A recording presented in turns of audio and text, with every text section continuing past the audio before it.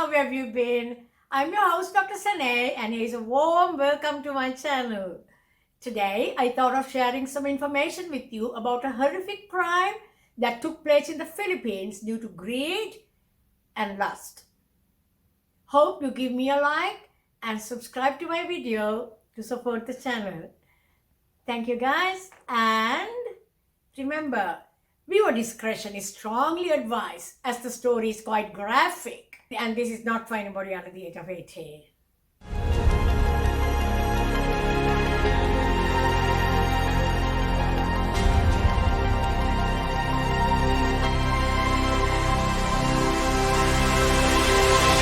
British businessman Steven Davis was a computer expert and had been offered a lucrative job in Hong Kong, which made him leave his family that he was very close to. I mean his mum, his stepdad, and his sisters. He left them all behind in the small town of Bingham, Nottinghamshire, England, in 1991 at the age of 21, and he was quite excited about his new venture. So were his mum and stepdad, who loved him very much. His sisters were going to miss him too. However, he was now a grown man and he was venturing out, broadening his horizons. The new company had offered to pay him triple his salary if he accepted the position in Hong Kong. While working as a software expert, Stephen took up a new hobby. He joined a flying club in Angeles City in the Philippines. He also became fond of spending a lot of time in the Philippines and often went out there with his friends. And they visited nightclubs, bars, where young girls were dancing and entertaining these foreign men, often in the hopes of marrying a rich man and getting out of their horrible lifestyle of working in these clubs. These girls were used as prostitutes and were slaves of the bar owners. Now, Stephen at one of these nightclubs saw Evelyn Telegon, a young girl who was a dancer that particular night. The terms and conditions were that the bar owner would charge the patron £1 per dance, and if a man wanted to take a girl out for the night, the charges would be £5. If the girl was a virgin, the charges were more. Oh, it's very distasteful, guys. Anyway, back to the story. The bar owner obviously kept a large cut of the money for himself and would give the girls a small sum, which they sent to their utterly and absolutely poverty-stricken families, where the parents were practically starving day in and day out. Stephen decided to buy and take Evelyn out that night to his hotel. After that night, he decided to buy her off the bar owner and is supposed to have paid the bar owner £500 so she would never have to return to the life of a prostitute anymore. Evelyn was so lucky to have been rescued from that horrid lifestyle. Absolutely lucky. Stephen fell in love with this 17-year-old Evelyn and had decided to make plans to spend the rest of his life with her, at which point he called his mum and dad and told them that he had found this beautiful girl in the Philippines and that he wanted to marry her. Guys, some say she was only 14 or 15 and that she had lied about her age when she had said she was 17. I don't know more on that, guys. With the blessings of his parents who attended the wedding, Stephen and Evelyn were married on the 20th of March 1997. He had bought her the most beautiful white suit, which cost over £500 for her to get married in. And he called her his princess, and nothing was too good for her. He gave her all she asked for. The marriage ceremony had a few problems with the signing of the documents, as it dragged on as Evelyn could not read the vows. Evelyn was illiterate. She had never been to school. Interpreters and translators had to be called in. Anyway, everything was done, and the parents, though they were wary of Evelyn at the start, as they thought that Stephen hardly knew her, and that maybe she was only after his money, began to accept her and love her, and they blessed the couple and left for England feeling quite happy for their son. Guys, now let's move back to where Evelyn was from. Evelyn came from a little island in the village of Basa in the Philippines, and the islanders were drenched in poverty. In this isolated island called Daham Samar, which could be only reached by boat, there was no running water, no electricity or sanitation. It was a slum where little huts stood next to each other, the huts that people called homes. She had not been to school ever, as I said. Evelyn would sew mats for the family to sell for a very paltry income. Evelyn is supposed to have said, even as a very young kid, I want to be a bar girl so I can marry a rich American. When she was 13 years old, Evelyn decided to leave home for new opportunities and had felt that she had to work because they were so very poor. It was a 2-day journey by boat and bus to Angeles City, where many young girls like Evelyn came to work. This city had the reputation for being the sex capital of the Philippines. Despite the slimy and seedy nature of this place and its shameful reputation, this place was providing the only opening for these poor girls to earn some money to help their families. It's such a pity, guys, that young girls have to come to these places for work, leaving their homes and parents to practically sell themselves to strangers for a quick dollar or a quick pound, whatever, to send back to their poverty-stricken, starving, struggling families. According to Evelyn's older sister, Evelyn was ashamed of her job and also used drugs to cope with the situation. Guys, now back to Steven and Evelyn. Well, she was very happy.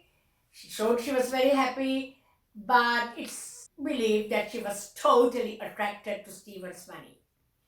After he married her, Steven got themselves a lovely house, had it furnished beautifully, and gave her a life of comfort and privilege, calling her his princess. She had gardeners, workers, maids at her beck and call, and he looked after her very well. They soon became parents of a lovely little girl, Jessica, and a baby boy, Joshua, born a year later. Steven was working hard and bringing home over £60,000 a year, out of which he gave Evelyn £1,000 every month for her to spend in any way she liked. She could help her friends, her family, do whatever with that money. She had a privileged life. Instead of being happy and satisfied being a well-looked-after stay-at-home mom to her 2 beautiful kids, surrounded by maids and servants, Evelyn was becoming restless and may have been entertaining some wild and destructive fantasies at this time. As months turned into years, it was widespread knowledge that Evelyn often entertained many male friends at the couple's home in Angeles, while her husband was away at work during the week in Makati. It was at that time that Evelyn had started a sexual affair with a 20-year-old security guard, Arnold Adore, and she was robbing large sums of Steven's money and giving her lover. She had even bought her lover a motorbike.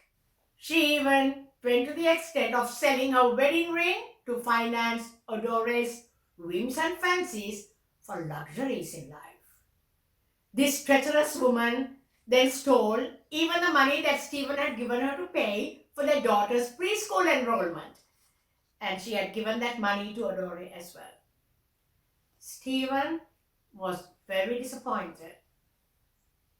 At this time, Evelyn started to show that she did not care for him at all.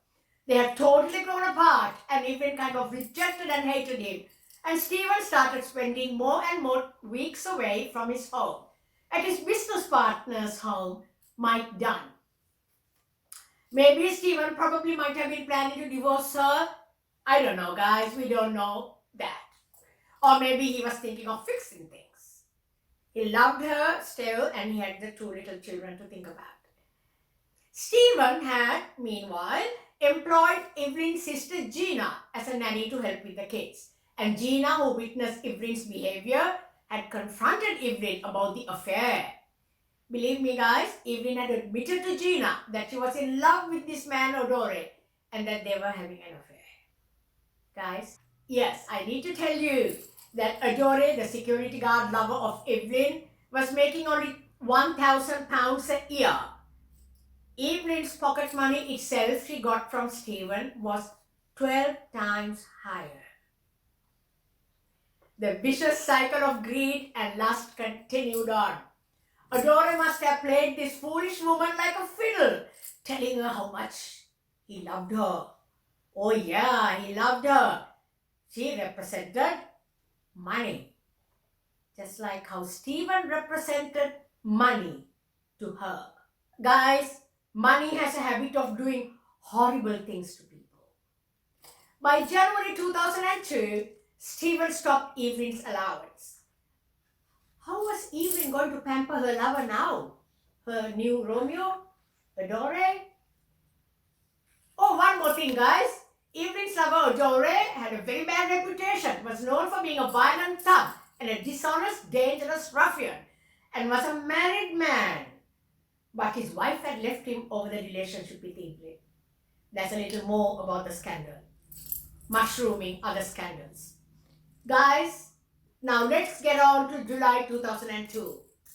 It was the 17th of July and Steven and Mike Dunn, his business partner, had worked until late that night and had got back to their apartment and gone to sleep.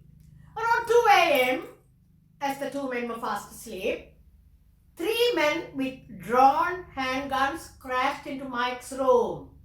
One of the gunmen, aiming his gun at Mike's head, kept shouting in their native language, "Ituba, Ituba," meaning, "Is this the man?" "Hindi na," shouted another, meaning no.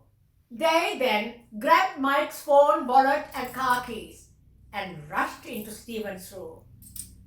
Mike, sitting there terrified, heard them shooting Steven multiple times before they hurriedly left the house. Mike, after seeing Steven's dead body, ran to the neighbors to call the police, as his phone was taken by the killers, remember? An ambulance took Steven's body to the hospital where he was pronounced dead on arrival. On the 18th of March, Steven's mother, Margaret Davis, was taking a nap on the sofa in her home in Nottinghamshire when her phone rang. "Steve has had an accident. He's dead, Margaret." She later commented that at that moment she felt dead inside. "I felt as if I was waiting, powerless to move, for a train to run me over." She flew to the Philippines the next day with her partner Alan, who was Steven's stepdad, as I told you, who loved him like his own son. They entered the funeral parlor to view his body, and Evelyn was there and she had totally ignored Margaret. She was looking quite arrogant. Margaret had tried to talk to Evelyn 2 or 3 times, but Evelyn did not respond. And Evelyn was totally emotionless. After a while, Evelyn had asked her, "Have you seen Mike?" But that's an odd question, guys. Here her husband is lying dead. As I said, Evelyn showed no emotion, not a tear. Then she asked Margaret for money. A day later, when Margaret wanted to visit Evelyn to see the kids, Evelyn had kept on giving excuses, saying the kids were not there, they had gone to a friend's house to play, or that she was busy. Finally, the next day, when Margaret called, it was little Jessica who answered the phone, and Margaret could hear loud laughter and lots of voices in there in the background. It was a party, a kind of drunken bash, of course with Margaret's money this time. Steven was cremated on the 30th of July and the ashes were given to Margaret. Filipino police were very slow in their investigative work. Margaret's suspicions of Evelyn's behavior was growing and she decided to hire private investigators to get to the bottom of what really happened to Steven. Her investigators managed through a surveillance camera footage to get a photo of a man seen coming to Evelyn's residence regularly whenever Steven was not home. Mike identified him as one of the gunmen. Another man who works with this identified thug was also identified by Mike as the other killer. Investigations continued thanks to Margaret's determination and courage. A mother's determination, guys, it cannot be paralleled with anything else. Both men were arrested and charged with first-degree murder, which would get them 40 years in jail without the possibility of parole. Now Margaret had her son's ashes with her and 2 men in jail. But she had another mission to fulfill. She had to get the 2 kids out of the Philippines and take them back to England. Obviously, guys, the kids were not safe with a mother like that, whether she was guilty of murder or not. She was still a careless, useless person. Margaret had to get to the bottom of how involved her daughter-in-law Evelyn was in all this. Before she left the Philippines with the ashes, Margaret also managed to get Jessica and flew with Ellen to Heathrow, vowing to continue their fight to get Evelyn to answer for her supposed part in this crime. They also wanted desperately to get little Josh back with them in England. Through her specially hired detectives, Margaret managed to get Joshua to join her in the UK soon after. Believe me, guys, I read in a report that the kid was malnourished and had sores on his body and had an injured ankle when he had arrived in England. I must say that I also read somewhere that Evelyn was infuriated that Margaret was trying to get Joshua. Now listen to this, guys. She says Joshua will see Steven before she sees his grandmother. A friend from the Philippines had written to Margaret in an email. Those were Evelyn's words, guys. With the little ones in England, now most of her mission complete, Margaret was digging deeper into what actually went on that night and who had masterminded Steven's death. More information had come out, and the third man there that night turned state witness and told the court that Evelyn had been there in the car that night of the murder and was the lookout. Can you believe this, guys? Steven, who saved her from a life of prostitution and a life of abject poverty. I ached for my poor betrayed son, Margaret Davis is reported to have said, but the knowledge of her evil doing gave me renewed strength to fight on. In February 2004, more than 18 months after the murder of Steven, the killers Adore and Dagami were tried, found guilty of murder and sentenced to 30 years each without the possibility of parole. Then, just a few days later, Margaret's hard work and focus and determination brought her results. Evelyn was arrested in a remote province of the Philippines where she had been hiding and brought back to face trial for murder. Guys, a little addition that I thought of this minute.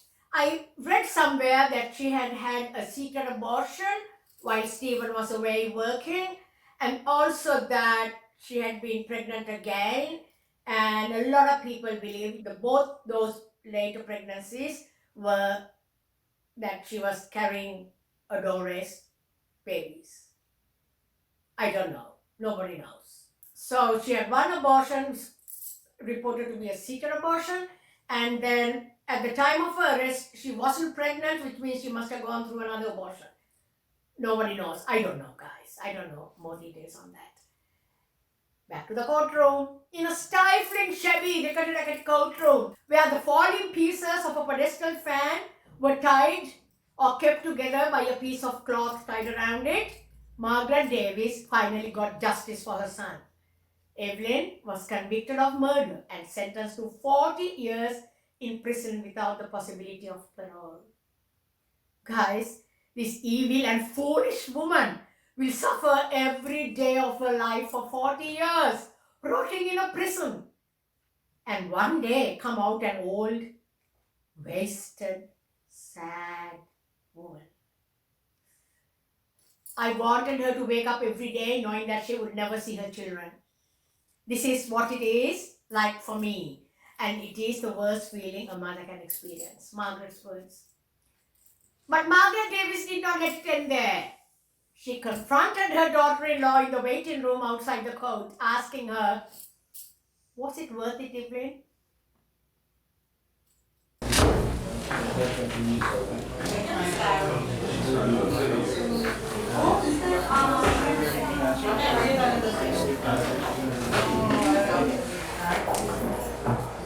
Look at me.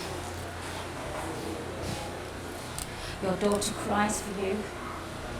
Your son cries for you. They want their mummy, and you don't want them. I want Jesse and Joshua, you You know don't want that. them. No, you know that. I want Jesse and Joshua, you know that. But how can you convince me of that? Whatever happened with Steven, I don't know. You know that, Mom. I was there with Steven. Everything what happened with Steven, when he's dead, I was there, and I go to the hospital when I know when someone called me, and I was crying. But your boyfriend, it was your boyfriend. I don't never get. I never have a relationship with him. Even if I die now, I have a perfect life. I have beautiful Jessica and I have beautiful Joshua in my life. Evelyn was, after a few minutes of that, was seen being escorted to the waiting prison van, which was transporting her to jail, where she would spend the rest of her sad life. Thank you guys for listening. Hope you leave your comments on the treachery and foolishness, not to mention the evil we see here, driven by sexual desires that are totally and completely out of control, lust and greed, that human beings can be capable of. Not to mention the evil human beings can be capable of. A sad story, guys. Hope you press the subscribe button. Thank you. Good night.